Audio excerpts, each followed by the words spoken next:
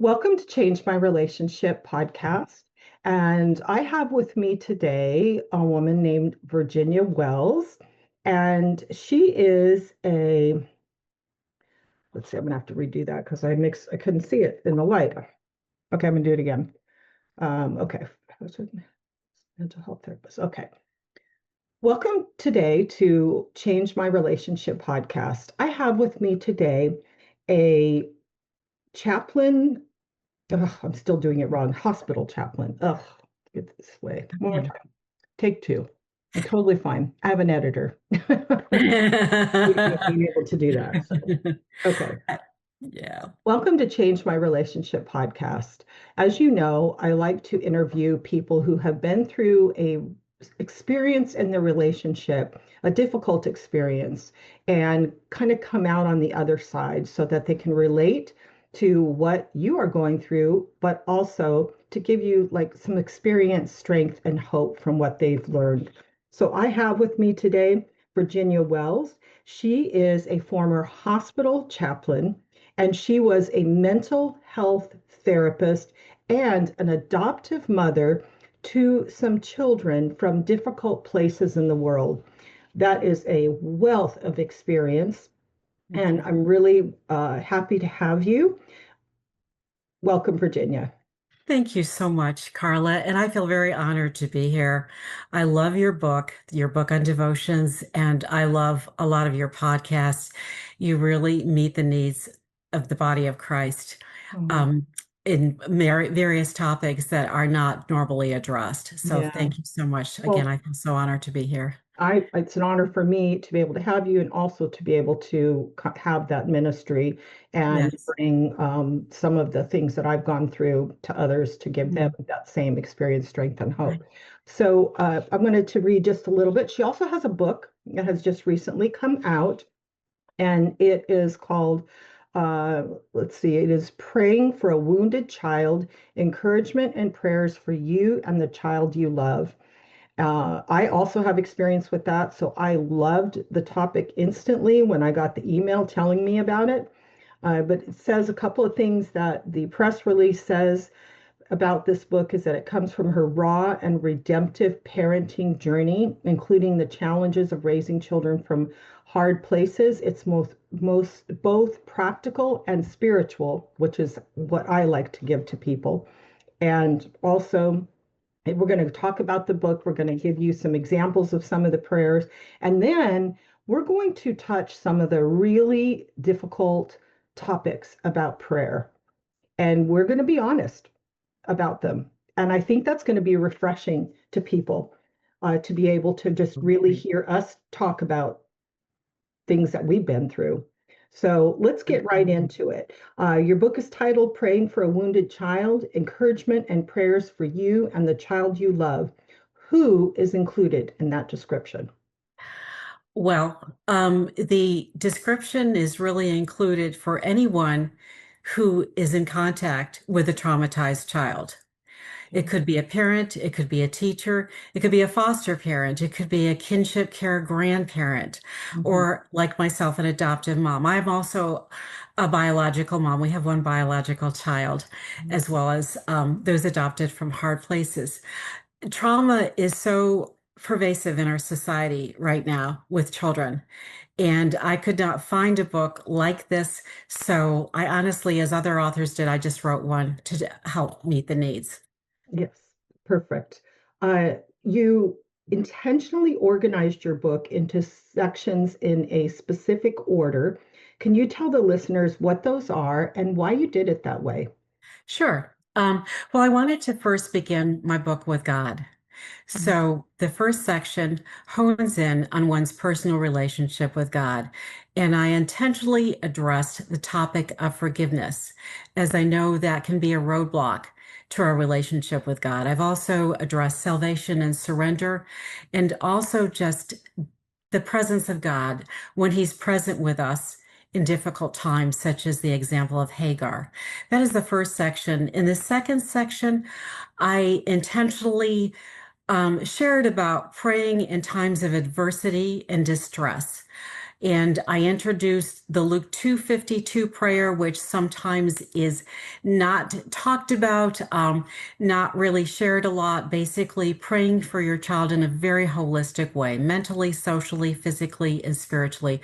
I also shared about fasting and praying and praise and other areas of prayer. The second section is not meant to fix your child. It Mhm. is basically to develop a deep relationship with Christ. After Christ, the most important part of our life is obviously family. So the third section got into family relationships. And I strongly honed in, for lack of a better word right now, on a child's relationship with the father, as I see that in our society, we have so many fatherless children.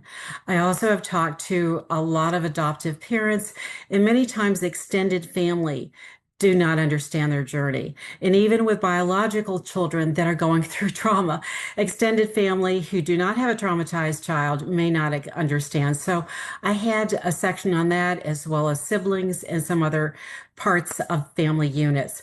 After that, I went into a section on our children's development, where I shared about education, identity, and brain issues, because oftentimes there are brain issues that we have no control over.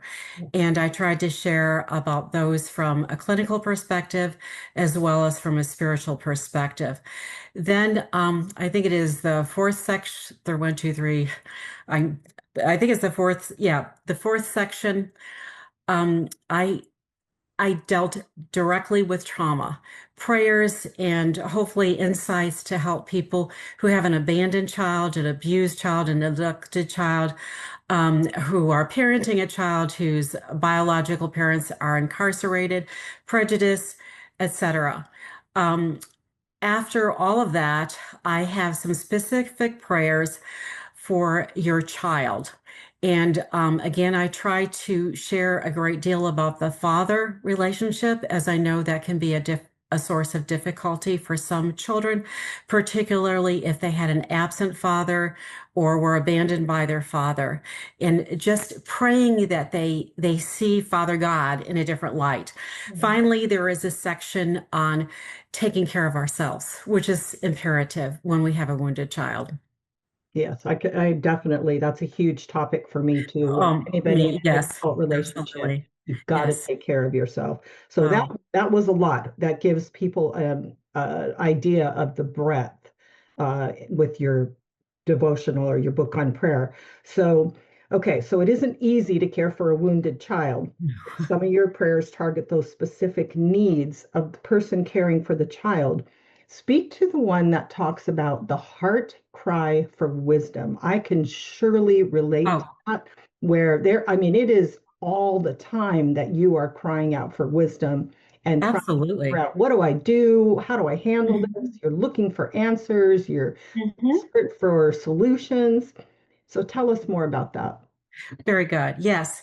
And that was a difficult chapter for me to write, because my knee-jerk gut level reaction as a therapist is, okay, we've got a problem. We're gonna find a fix for it. Here are the steps we're going to do to fix the problem. Here is our goal. And there were so many situations with one child in particular where none of that worked. Yeah. And so I had to cry out to God for wisdom. One of the difficulties for people like myself is that we are no longer relying on ourselves. We're desperate and we're crying out for God. But I also believe that God works through the body of Christ. He works through other counselors. Mhm. And it is humbling as a counselor to have to turn to another counselor to ask for help for your kid. But I've done that numerous times. And I've also honestly used hotlines, crisis hotlines, asking for wisdom. And I always try to check that the wisdom from any counselor or hotline aligns with the Word of God. Right. I believe that is so important. But I believe that it's a humbling journey to have to cry out for wisdom. But that is, I believe that God will supplant us, that God will provide when we do that, when we humble ourselves before Him. Well, and James 1 talks about that if anyone needs wisdom, Yes, that they come to yes, God and that you don't doubt and that yes. he will provide it. And I love the idea that you talked about, just all the different places that wisdom can come from. And Yes, really it's kind of reminding you too, like you've got to ask, you've got to seek for absolutely. help, you've got to look, but you've got to believe that God will guide you to the places that you need to go. And it's it's kind of like a journey of faith of trying to Absolutely. figure it out. And there are no instant answers and there's no instant cure-alls as you're walking this road. But it's definitely a faith walk where God is leading you, and through circumstances, through people that you meet, through asking for help. And sometimes you'll go somewhere and you'll find out this isn't the right place for me to get help. You've got to use Oh, your brain, and you got to think, and you've got to feel, you've got to know your child and know like this is helping, this isn't helping. Like you said, you've got to have some discernment to where you might say, okay, closed door right here. I've got to keep searching, or maybe I've got to kind of go with my gut feeling like maybe this program isn't the right fit, or because I mhm. know my child and my child is not thriving here. So true. I feel like trying to find the right therapist in particular, and even trying to find the right crisis line worker is a lot like looking for a car. Mhm. The first couple ones might not work when you're looking for a counselor. And so much, a lot of it, yes, is their training and what they have to offer in terms of their wisdom. But even more so than that is the connection. When a child is connected to a therapist, there can be wonderful things happening. Connection is imperative for our children. Yeah, I remember interviewing therapists for a teenager, like a young teenager, and I would call and ask questions, and I just listened to the way the person answered the question, and I would be like, nope, that's not the right Yeah. person. My child won't relate to that person, won't relate Mhm. to this person. When I got to the right person, I was just like, whoa, that fits the situation. That fits the my child. I love Yes, the tone and the relaxed nature of the voice, and the integration of bringing in the family and other things. And yeah, it's just you got to trust yourself, you know. absolutely. Yes, yes. So the next one is, it says praying through adversity using specific spiritual practices. And one of those is journaling prayers. Why is this Mhm. any different than praying aloud? And how do you suggest that we do it? I think that's a great question. For myself personally, when I pray aloud or even when I pray within my own mind, I find myself being highly repetitive. Mhm. It's like I'm saying the same things over and over.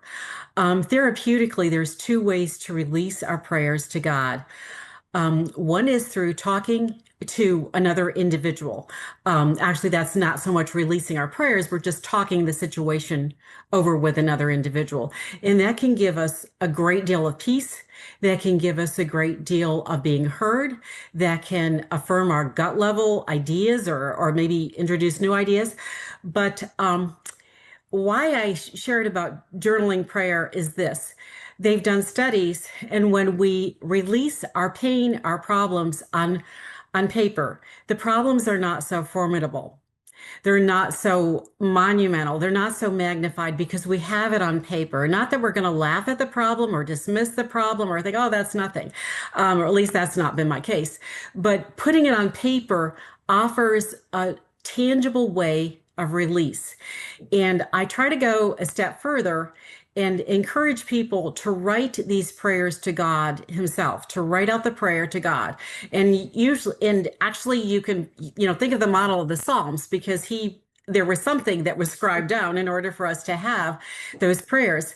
Honestly speaking, my prayers usually begin with desperation and despair, like, why did this happen? Or I thought, we were finally on an even keel.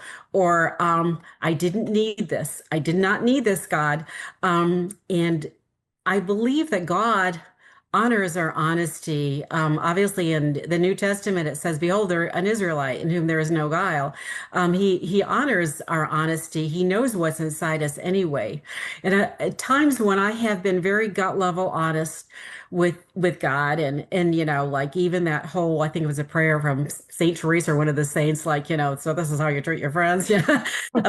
when I've Yeah. been very, very honest with God, I have just felt I've it seems like it invites his presence.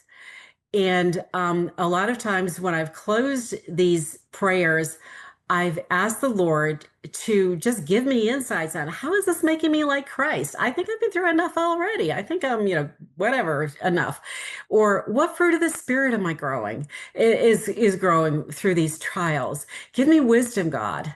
A scripture says, "Behold, thou desirest truth in thy innermost being, and in thy hidden part that will make me to know wisdom." So I believe when we journal our prayers to God, we're having truth in our innermost being, and or we're actually pouring out our hearts before God, and He gives us wisdom in that innermost parts of us.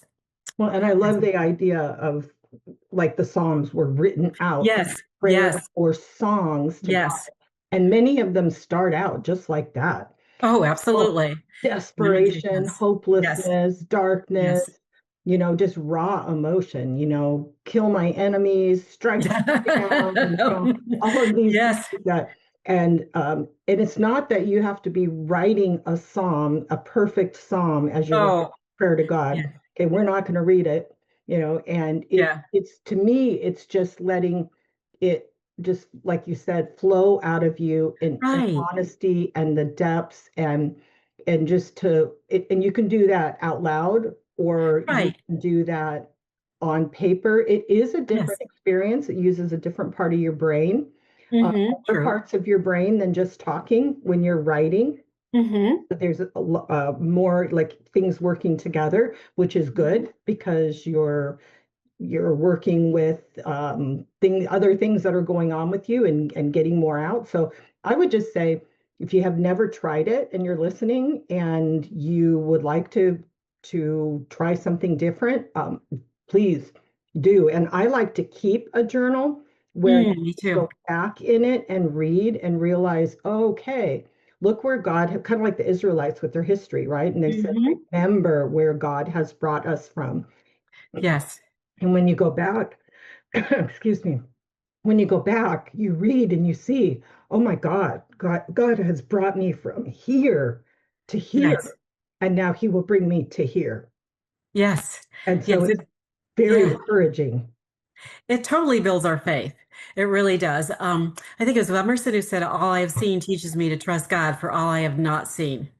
Mm. And when we see what God has done in the past, it encourages us to deal with the problem that we're dealing with. That He will make a way with the current problem. Absolutely. And it's Yes, kind of like it's like a diary of God, yes, absolutely. taking you through things.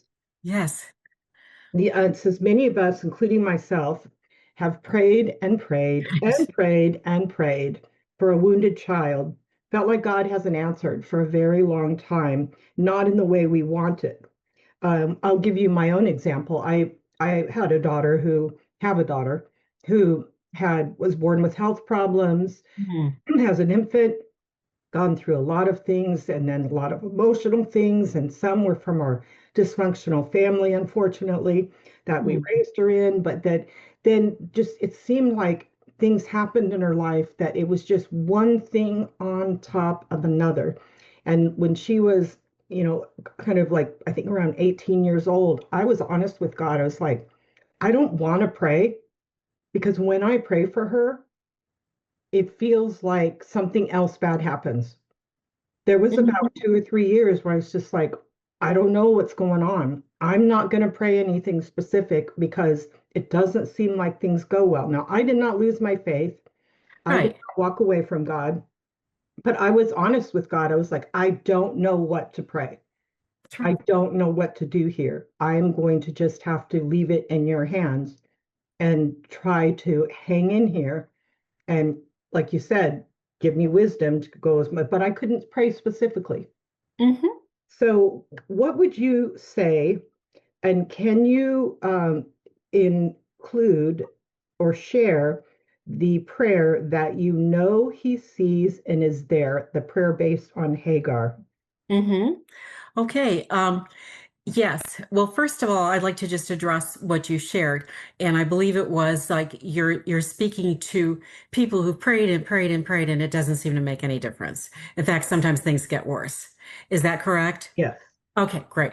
Okay, I actually love that question. That was my favorite one, and I felt like we could do a whole podcast on Yes.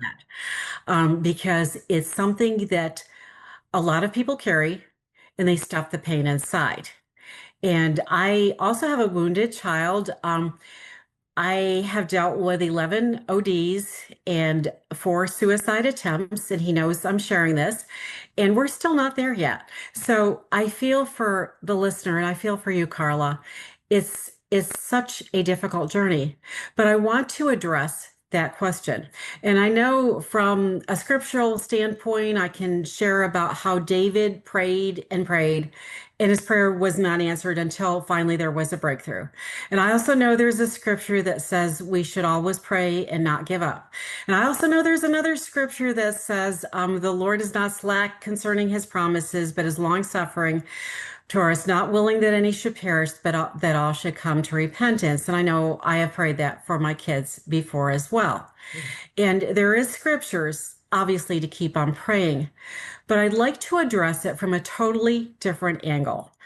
In the early church, there was a practice of people offering up their sufferings to God as a holy sacrifice, as something for God to redeem, to restore, to meet Christ with the cross, to know the cross of Christ more and more, to offer up their adversity, to offer up their sufferings. And it is suffering when you have prayed for a child and it doesn't seem like it's ever going to end. You don't see any answers. I would totally encourage listeners to offer up that sacrifice, that hurt, that pain, that inner despair that often goes unexpressed to God as a holy offering to Him. And why I say it's a holy offering, because I believe that your prayers for your daughter were very scriptural. You wanted wellness, wholeness, salvation, her to be surrendered to Christ, a sound mind, all the things that are scriptural, that were holy prayers. And I believe that's probably true of listeners as well. Anyone who just keeps praying and praying and praying, wanting the best for their child, it shows just a parent's heart of love. That is so scriptural. But to offer that up to God and let Him redeem your pain. Just a brief example of my own life. I remember a time where I desperately wanted redemption for all the prayers and calling other people and asking them, could you pray too? We've got it, this going on, this crisis. And I remember one time being in a jail with a whole bunch of mothers visiting their sons. And I decided, I don't know what got into me, but I just decided to tap one mom. I said, hey, you want to just pray afterwards? Anyways, other mothers started tapping mothers. Let's just pray afterwards. Well, when we went out to the parking lot, we held hands, we wept, we told our stories, and we prayed. And I will always remember the presence of God, the Holy Spirit being so present in our pain.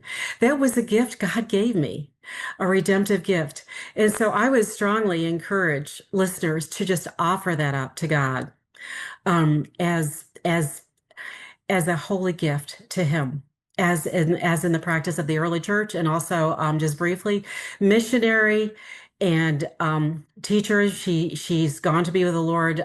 Elizabeth Elliot. Her writings are just amazing. She used that practice as well with all her sufferings, the murder of her first husband, and then being widowed again, offering up our pain to the Lord. I don't think that God purposely puts us through that so that we can offer that praise to Him. I don't know that Right. we know exactly how that works because Right. Oh, I agree. He is glorified in it. And it Yes. says when Christ appears that all of our trials are going Yes. to like bring glory to Him. And Right. I often look at that and I think, okay, it's because I don't, when I hear people pray about or say something like, well, God is gonna bring you through trials so that He can do this. I think, so is that my loving Father who says that just like a father or a mother, that He would not, what parent would give your child fish when he asks for bread or whatever it is. We're going to give our child, we want to give our child what our child needs. I don't Right. look at it as God is purposefully doing that. I look at it more as, and I think you might agree with me, but you can tell me if you Mhm. don't, Sure. as a way, like you said, of making us more like Christ. Yes. Yes. Also, I think of like not testing our faith in a mean way, but Mhm. giving us an opportunity to continue to trust God through it. Like kind of like Job. Even though he slay me, no matter what, I kind of like I sometimes tell people, I think the most important thing when we get to heaven is God is going to go, did you keep hanging on? Yes. Yes. No matter what happened, did you keep hanging Yes. on? And I'm going to go, yeah, barely sometimes, but yeah, My you other ad, yeah, for me and anyways. maybe not perfectly, maybe Yes. not perfectly, and Right. maybe very humanly, Yes. but I didn't let go, and Hmm. I and I think that that glorifies God. Just like the Israelites in the desert, God says that he wanted them to continue to trust him no matter Hmm. what. And they messed up. They didn't do it. They didn't Oh trust yeah. him. They stopped believing. They doubted every time they turned the corner. And it's like, but that doesn't mean we can't tell God, like, I'm wavering right now, or I don't get it, Mhm. or I don't understand it, or, you know, but I think it's just a matter of it is all going to work together. But I love that idea of bringing up and the idea of laments. Yes. Talk Yes. about that for a minute. That's not a word that you use, I don't think, in your book, but I've got a Yes. couple of books I bought a while ago that I want to read on understanding laments and like lamentations Oh and yes. in scripture and how, Yes. because the Jewish people know how to grieve. They do. They're not afraid of it. I think it's just to me, I love I love being able to lament, and I believe the Psalms are rich with that as well. And obviously the Book of Lamentations, but it's being unafraid to grieve. It's Mhm. being unafraid to pour out our heart. Just to trust in him at all times, to pour out our heart before him. He is a refuge for us. And I do agree with you. It's not like I believe God is up there like, oh, one more trial, she's going to get really, lots of Christ-likeness here or something. I believe that we live in such a sin-scarred world, Yep. and our trials are really the result of our sin-scarred world. Our world is far from perfect. And so much of the sin in our world, the sin seems to breed the trials that Yes. we have as well. So I do believe we have a loving Father, and in our pain, He weeps with us, Yes. and He can be present with us, and He can hold us close in ways that are just indescribable. Yeah, and in the end, he does promise to use all that for our Yes, good, its glory, yes, but I don't think he brings it into us on purpose. me too, me too. Yeah. Yes, And I think that yes, it's a much more beautiful way and a much more loving way to right. see that than to think, oh gosh, God's bringing another trial into my life. I must Yeah, be really bad, yeah, like a mean yes, God that's punishing you again. right.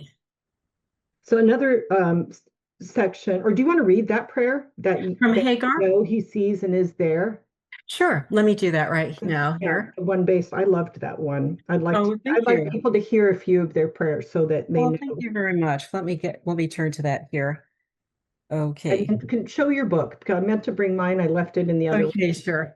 I There don't. it is. Yes, it's a Um, beautiful cover. I love it. oh, thank you very much. Yeah, the cover is like a couple walking their child from darkness into the light. That's the symbolism for Yeah. that. And one of my favorite authors, Jody Burnt, graciously endorsed it. So I was very thrilled about that. Let me turn to the prayer with Hagar here. Thank you. All right, this is a prayer based on Hagar. Hagar, of course, she she felt rejection, she felt abandonment, she felt deep despair. She was pregnant, and Sarah was incredibly jealous and basically threw her out. Mhm. So, and maybe you have felt that way. And I can relate to a lot of what she went through. Anyways, I'll just go ahead and read this prayer. Prayer based on Hagar. Father God, I know that centuries ago, a woman named Hagar was betrayed in a hideous, hateful way by one she trusted. Hagar felt misunderstood and hurt beyond belief. Her pain was unthinkable, probably in ways she was even unable to articulate. Hagar felt this deep woundedness in her soul, a woundedness of being discarded, abused, for simply being herself, unappreciated, insignificant in light of what others appeared to be doing. Father God, sometimes I feel like Hagar on this journey. At times I feel misunderstood and not valued. I don't know if all this hard work will mean anything or do anything, and at times it just feels like it's all for naught. Yet you have this remarkable story of Hagar in the Bible, and sometimes I feel it has been written for me. At her lowest point, Hagar cried out to you and found you there. You assured her that you were hearing her cries. You assured her that you were indeed present and began to direct her paths, even using an angel. Lord, I need to know what Hagar knew. I need to know that you're there. I cry out to you in my pain and frustration. Please make yourself known or be present. I don't deserve it, yet I ask. Thank you for hearing my cries and that you will answer me in your time. Thank you for the assurances in your word. Thank you for the heart touches of peace in my soul that I feel even relinquishing all this to you. Thank you that you are a God who truly sees and can redeem all things. Thank you that you are a God for whom nothing is too hard and nobody is beyond your reach. Thank you for listening to my prayer. In Jesus' name, amen. Yeah, yeah, I love that. It's Thank faith you. building. It's also really honest. Yeah, Yeah. yes. Another section is called Praying for Your Child to Overcome and Heal from Trauma. And you've listed quite a few of those. Now, when I read that, I think, okay, I was a speech pathologist for 20 years before I was a marriage family therapist. And so I'm very aware of what happens to the brain and Mm-hmm. when we have like accidents. I know you are too as a chaplain. When we have damage, brain damage, when we have psychological trauma. And I think, whoa, that's like, I often say to people, it's not like God is going to instantly just heal physically the trauma in your brain or take the trauma out of your brain because that is a part of your memory, and your memory is a part of who you are, and the memory is stored in all parts of your brain. So it's not like all of a sudden, like it's like you're going to have amnesia and the Yes. trauma is going to be removed as if it never happened or as if it never affected you. So when I think of that, I think, okay, how is God going to, same thing with mental illness. It's not like God is going to take the mental illness completely out of the brain or change the brain cells to where you are a different person, because all of Yes. that is part of who you are. It's a part of your genetics, it's a Yes. part of your experience, it's a part of your memory. Yes.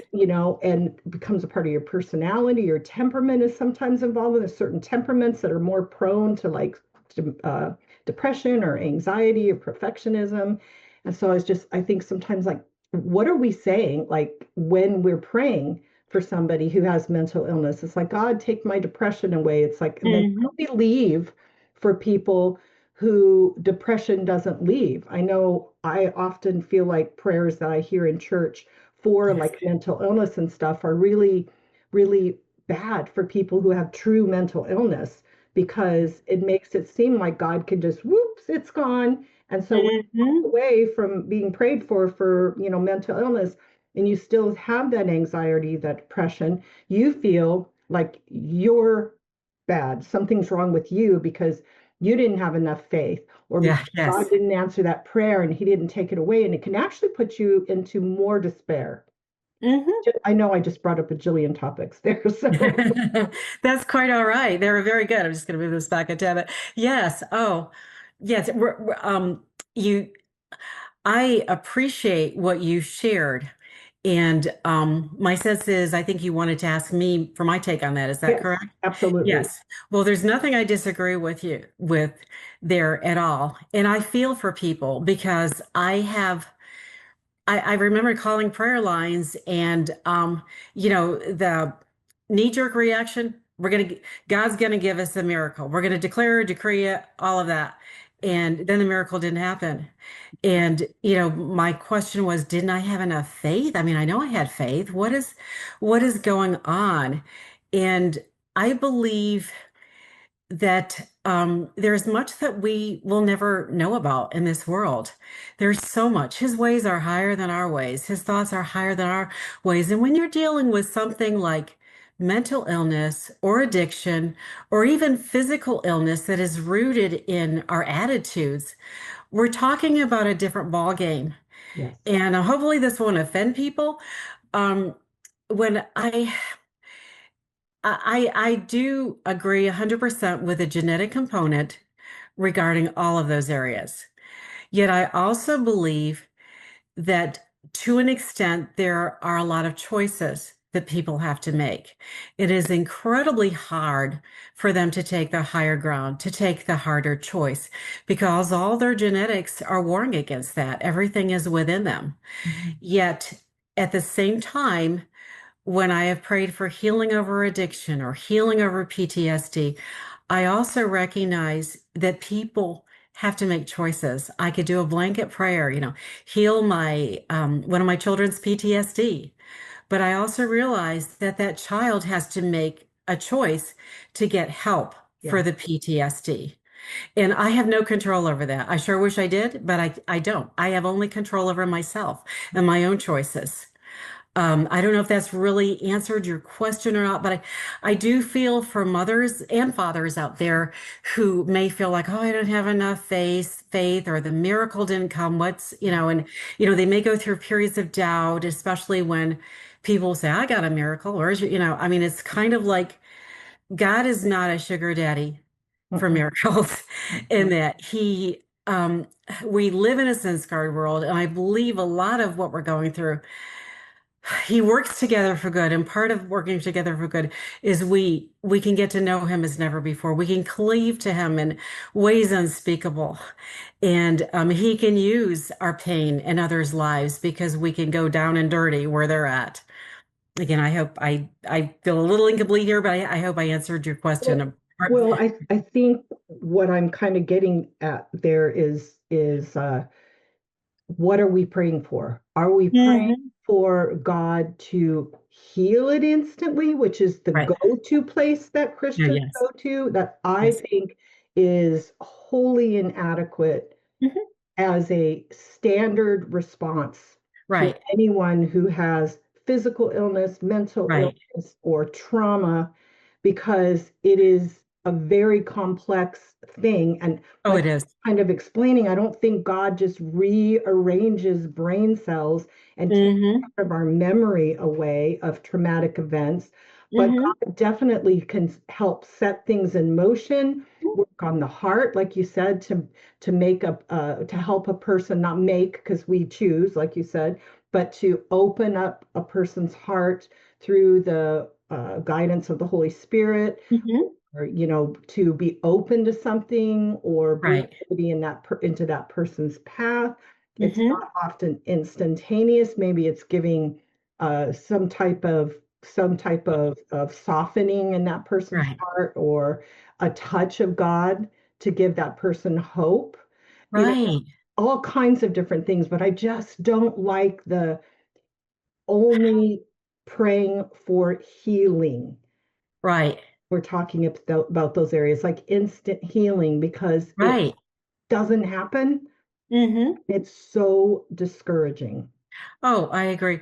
And kind of like to kind of append or what you're saying, it's wonderful to go in the heart of God Yes. about a person and to pray for everything you might know about them, even the way they dress, even the way they feel about themselves. I've I've wept for my kids at times because I felt like they did not know the love of God. I've wept and I've prayed that they could see themselves the way Christ sees them. Mm. And I believe too, in prayers that I think one of the I guess it's a gift of having a wounded child, because we can develop potentially a deeper prayer life. But I believe in praying for people to address again, socially, that God would raise up the right friends, that we put a hedge of protection from the wrong friends, especially friends who Mhm. try to put them down, who are not really friends. And a lot of times our wounded kids will gravitate to the wrong people, Sure. people that will affirm the negativity. But will affirm low self-esteem, to really pray in depth that God will just raise up friends that, and that might be part of a miracle, that are people that are replenishing, that would see our child through Christ's eyes. And again, to pray for a soundness of mind, that they wouldn't reach for the bottle when they're stressed, but reach for their Bible. Yeah. And just the mental aspect, the physical aspect, just that they would take care of their bodies, that the spiritual, that they would have a supernatural hunger for God. Yeah. I mean, there's so many aspects to a person. And I think, I don't want to say it's a cop out to say, like, we'll pray for this miracle, we're standing on it, we're Yeah. two or three agreed, and it will be done. And then again, when it doesn't happen, it's devastating. It's utterly devastating. Yeah. So thank you for that question. I Yeah. appreciate it. And I'm not, yeah, I also with you am not trying to put down anybody who does believe Right. in Oh, asking yes. for prayer for healing. And I do pray for Oh, healing. I do pray for healing too, as well. Yes, but I am careful with my expectation, Right. and I'm careful to not lead people into a place where they're hanging on to just a miracle and not living in reality and maybe Hmm. making decisions that need to be made, Hmm. that type of thing. So, like you said, Yeah. these couple of questions we could go on for an hour just on We sure those. can. But yeah, so your prayers for abuse and prayers for abandonment, those were all those areas and others that had to do with trauma. Hmm. And so we kind of touched this a little bit. Can we be totally honest with God and pour out our emotions? But I have a scripture here that I want to talk to you about. That's something Sure. that's touched my own life. Genesis 32:24 through 28, and these are a few of those verses from that Hmm. section, says this is the story of Jacob. Jacob says, so Jacob was left alone, and a man wrestled with him till daybreak. It's when he was wrestling with either, some people say an angel, some people say the Lord. It says, when the man saw that he could not overpower him, he touched the socket of Jacob's hip, so that the hip was wrenched as he wrestled with the man. Then the man said, let me go, for it is daybreak. But Jacob replied, I will not let you go unless you bless me. Then the man said, your name will no longer be Jacob, but Israel, because you have struggled with God and with humans and have overcome. Some suggest that this was a picture of a test of our faith, that we hold on even when we are wounded and exhausted and still rely on God. I also see it as God allowing us to speak honestly and to contend with Him. And I mean contend with Him. And I have done this You too. in my relationship with God, where I have just been like, God, you allowed this child to be born with these problems and experience this. And I have done this and I have obeyed you and I have been faithful and I have done this, and that. And I am calling on you to not let this child die, or not let this Mhm. child not be saved. And I mean, I have just, and it's not like in a arrogant way. Mhm. I know Job did this. I see Job as contending with God. And yes, God, in a way, kind of came to him later and said, whoa, whoa, whoa, you stepped over here a little bit too far, you know. But I also think that God honored that, because Yes. Job did that. And look what God did for him. He gave him so much more. But he allowed Job to contend with him and with the Mhm. friends. It was okay. And so I've done that. Talk about Mhm. that. Sure. Well, first of all, I just wanted to go back to our last question. I wanted to clarify, and maybe there's no need Okay. for this. I do believe that God is capable of miracles. All things Yes. are possible with him. No, but I also recognize, for whatever reason, in the church today, I have seen time and time again, people do like a once and done kind of, Yes. like, we'll just slap this with a miracle, a 2-minute prayer. And I'm not saying God is not capable of answering that prayer or anything like that, but I've seen kind of like a misuse. But Yes, me again, too. I do believe that he is capable of doing that. Yes, me In too. reg Yeah. Absolutely. In 100%. regards to the last question, I see that as God was literally wrestling with Jacob. I mean, there was the figurative, but it was also the spiritual. And I truly believe that that can be part of our prayers as well. I've experienced that as well, and that is my interpretation of that. I'm just going to share an example. I know of a woman whose son was in a teen challenge or rehab in another state, Hmm. and that young man, together with a bunch of others, ran away. And where they were running was very dangerous. And so, what did this mother do? Of course, she couldn't sleep. So, the way she prayed, her personal way was to pace, to walk up and down. So, she walked and walked and walked and walked in the middle of the night. And within her home, and is what I understand. And she walked and walked and walked, wrestling with God in prayer until she finally felt like, okay, God has heard. God will take care of him. It is enough. I can go back to sleep. He will be okay.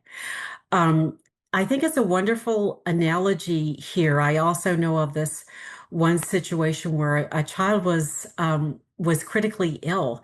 Someone flew in from another state and spent 4 hours in prayer, just wrestling with God, and then turned to the father and said, "I believe your child's going to be okay." Um, I it, it's kind of like one of those situations where we have to go in depth with God, and usually it happens with a crisis, like as in the example you used, where we just pour out our heart with God, and we don't feel the Holy Spirit's release. I think there was an expression for it in the old days of the church. I'm not talking about the early church, but I'm talking about the church 50 years ago when people would just wrestle in prayer until they would feel God's peace. That is my interpretation of that. And I don't think that should be discarded. I think believe that scripture is intentional for us to learn of that there are times when we have to pour out our heart and the Holy Spirit just keeps encouraging us. There's more there. We're not at rest, to keep talking, to keep crying, to keep pouring out our heart until we finally, feel that the release has been made. Hmm. And it doesn't mean that it's for sure going to happen.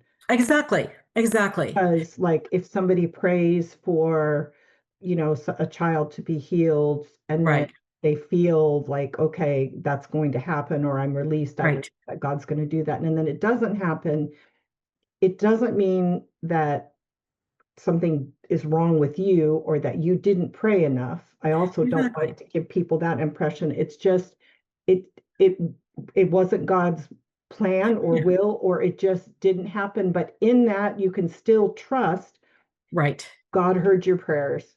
And Exactly. and I often say to people, they're like, well, my child died and I don't know if my child was saved. And I said, have you prayed for your child all those years?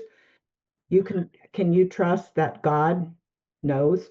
Hmm. God Yes. reached out, and you don't know if in some dark corner or Hmm. moment before that child left this world that God did not reach down and touch that child's heart. We have to trust even in those times that God did hear our prayers and that he honored those, and Hmm. that it wasn't in our way that it was Exactly. answered. Oh, I so agree 100%. I remember praying that when it looked like I was going to have a miscarriage, and I was all over the place with prayers.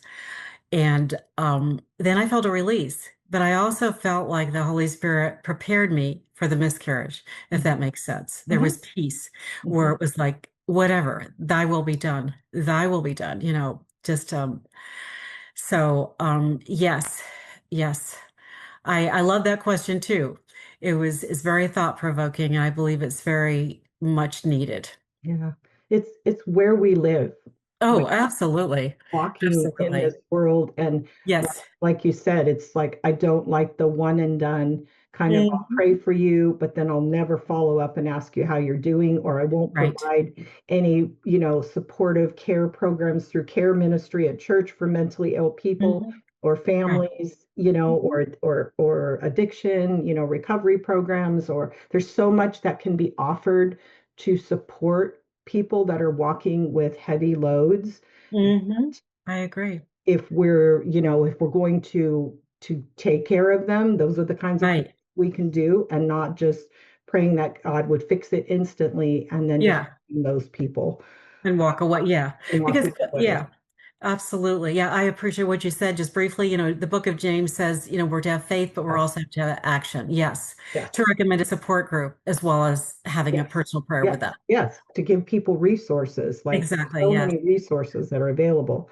Okay, so another section is prayers for your wellness and wholeness, meaning the person that is praying the prayers.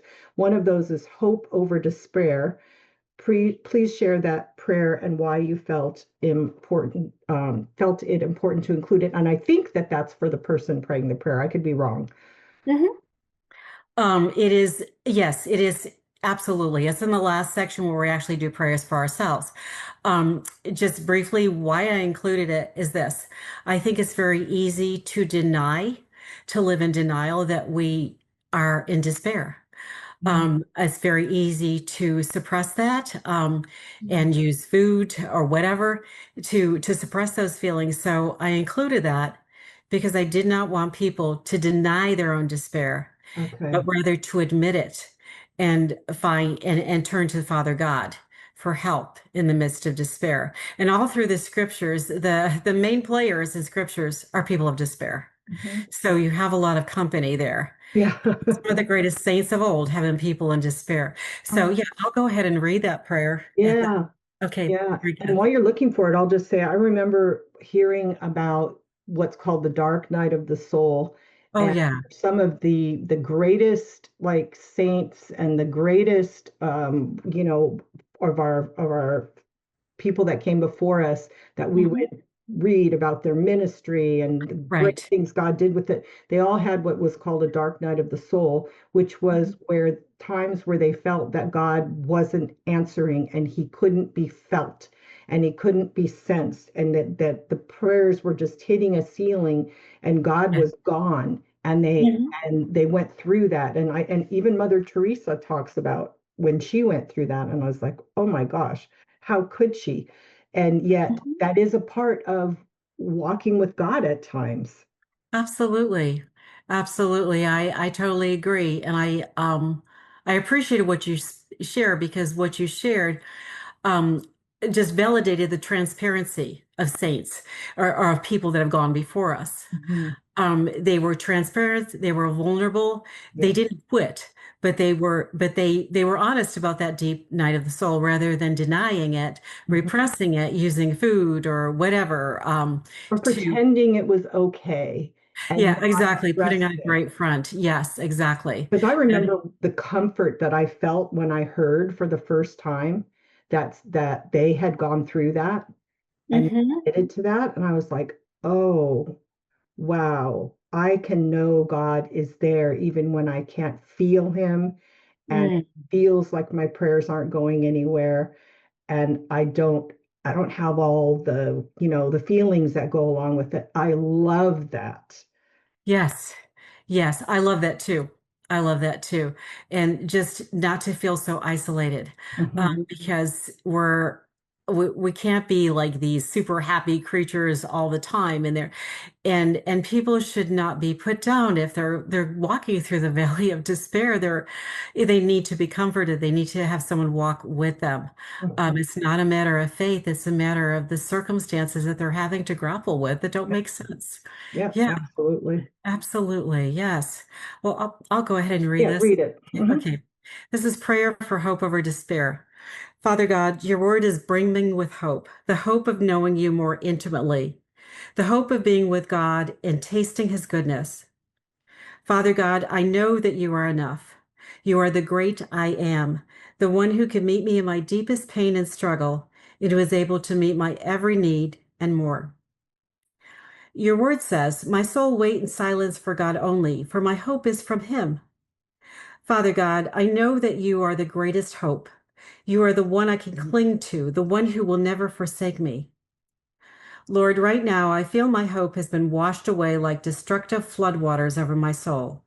I feel parched and weak like I am in a desert, desperately needing your living water. My soul feels empty inside and my mind is confused. I do not know how to handle, and you can share honestly with the Lord what you have to deal with, such as overdoses, suicidal ideations, gender confusion, chaos, and so forth. It is beyond my scope. This is all too much for me. I cannot handle it. Yet you are Father God, and I love that I can call you Abba Father, my daddy. How that brings joy to my heart. You also promise me that my tears are not wasted. You even hold them in a bottle. Father God, you promise too in your word that you give beauty for ashes and are near to the brokenhearted. Please restore my hope as only you can. Please give me a nugget of wisdom from your word itself or another sojourner. All I know to do is to commit my problems and my heart to you as your word lovingly instructs me. So, sweet Jesus, who understands my deepest pain, I surrender my heart in this situation to you. Thank you for hearing my heart cries, and thank you for being a God who loves me and my loved ones with an everlasting love. I love you, Lord, and I thank you that you are my hope. In the name of Jesus, amen. Oh, that just gives me like goosebumps because I Oh, can thank just you. think about all of the times that I've been in that place, and that Yeah, just articulates it so well. thank you. So it's other sections we haven't covered. Prayers for your wellness and wholeness. There were other areas in that too, where you've written to support the parent. Another is praying for your child's development, which I loved because all of our children have been impacted. I know my daughter had, was born with physical problems and was affected by a lot of anxiety that I had during my pregnancy with her. So prayers for your child's development because, you know, that's going on too. And so I love that. You have also included in the back an extensive resource list Mhm. at the back of the book for all kinds of different areas. And that you could have never stopped on that if you wanted, but it's quite extensive. Thank you. So I really appreciated that. As we're closing, what thought would you like to leave with our listeners who are overwhelmed with caring for a wounded child? Mm. Probably two thoughts. And some of this you may have already done already, but I would encourage you to do this daily if necessary. I believe in personal surrender, surrendering the situation to God, surrendering yourself to God, surrendering your words, surrendering your tears. Even like as I shared earlier, like your suffering as an offering to God. I and then using this challenge, which in Chinese means opportunity, as an opportunity to draw tight with God, to just use this trial as an opportunity to become very intimate and close to God. That is the first thought. The second thought would be to practice self-care. Self-care is scriptural. The Bible says, "Love your neighbor as yourself," and loving ourselves is on an equal par with loving our neighbor. So we're to love ourselves. We're to take care of ourselves. Our bodies are temples of the Holy Spirit as well. God has a plan for our life, a good plan for our life, as well as our kids. It's very easy to put everything in your child's life, to invest everything in your child's life. And I did that. But so I truly, truly believe in self-care, Yeah. even, even maybe having a buddy to that will you can be accountable for self-care, even write out on your planner one small thing for self-care, whether it's listening to a funny cat video or just breathing in the scent from a candle, whatever. Everybody has different ways for self-care. So those are the two thoughts I would leave for the But listeners. Thank with that thought of self-care, I mean, it's like you're on an airplane and they you. tell you put the mask on yourself before you put the mask on a child. Because if you're not there to take care of the child's not going to do well. So you've got to give Absolutely. yourself good self-care, take care of your needs. And sometimes almost like, because you can never take good enough care with Hmm. your wounded child, you can always do something more. And It's so you true. don't Yes. recognize that you can't put everything into it and ignore yourself, that that will not work, you will not Hmm. do well, that you've got to absolutely. Sometimes they say you almost even have to put yourself first to be Hmm. I okay agree. in order to care for that child, especially when they're, adults and you don't have the daily care that you have to take care Hmm. of for them. So okay, well, thank you so much Well, thank for you. letting me take you to those hard places to answer those difficult questions. And I'd like to say to those of you that are listening to this or watching this on YouTube that I read every comment. And if you have questions about praying for a loved one or whether it's a child or another person, and you want us to tackle some more of those hard questions, I'm willing to go there. If Me Virginia's too. willing to go there Yeah, with me, and we'll do a part two, and we will answer your questions about absolutely. prayer the best that we can. And I would welcome that opportunity. Is that Me okay? too. Okay, Yes, absolutely. great. Absolutely. Okay, please tell our listeners how they could contact you Mhm. and how they can get your book. Sure. You can contact me at my website. It's virginiawellsauthor.com. Oops. You can also contact me through Facebook. My Facebook page is Virginia Wells, author. If you care to email me, which I would welcome, my email is virginiawellsauthor@gmail.com. My book is available at Amazon, at Redemption Press, and at Barnes and Noble. It should be available at christianbook.com soon, but the last I checked, it was not. But they have the book and they need to put it out there. So And those four places. they might by the time it gets put up on my podcast. So if you Yeah, that's true. Yeah. please check there. So again, thank you so much. Well, thank you very much. This has been wonderful. And I Yes. know that it's both of our prayers for those of you listening that this honest discussion as well as her book. And I was going to say, if there isn't a prayer for your exact situation in this book, I think by reading it that you are going to get the idea, and it is going to richly enhance your prayer life, and you're going to have spontaneous prayers, or you can change a few words in it to make a prayer apply to your exact situation. So don't feel like, well, if my situation, although you covered a lot, isn't there, that it won't. I was really deeply touched.